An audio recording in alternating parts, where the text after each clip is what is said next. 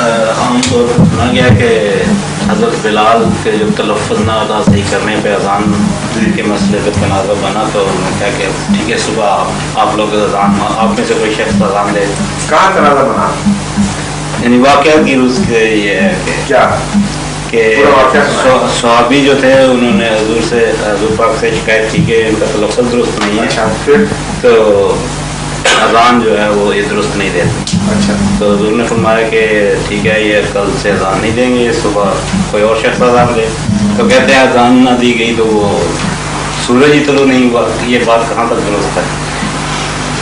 آپ مان رہے ہیں ان باتوں کو؟ نہیں، یہ نہیں مانتے. اس کے سوال کی حقیقت یعنی سچائی یا سچائی اسے ضرور مانگے. یہ بالکل جھوٹا قصہ ہے. بالکل. یہ عموماً جو قوال لوگ ہوتے ہیں، قرآن کریم کہتا ہے کہ ہم سورج اور زمین کی رفتاروں کو ہم نے مقرر کیا ہے، اور قیامت تک جب تک جو خدا نے وقت مقرر رکھا ہے ان کے اندر ایک ذرہ بھی فرق نہیں پڑ سکتا. تو قرآن کے خلاف جو بات ہے وہ تو ویسے عقل کے خلاف بات ہے، تو یہاں قرآن کے بھی خلاف ہے، کھلی آیت کے خلاف. لیکن وہ جو اس چیز کو بیان کرتے ہیں واقعہ کو، وہ تو ان سے کہیں قرآن کے خلاف بات ہے، جو لازمن تم جھوٹ بول رہے ہو. اور رسول اللہ صلی اللہ علیہ وسلم کی طرف کیوں منسوخ کرتے ہو ایسی لغو بات؟ یہ ہو ہی نہیں سکتا کہ حضور صلی اللہ علیہ وسلم قرآن شریف کے خلاف کی بات کریں. اس لیے تم جھوٹے ہو، رسول اللہ صلی اللہ علیہ وسلم کو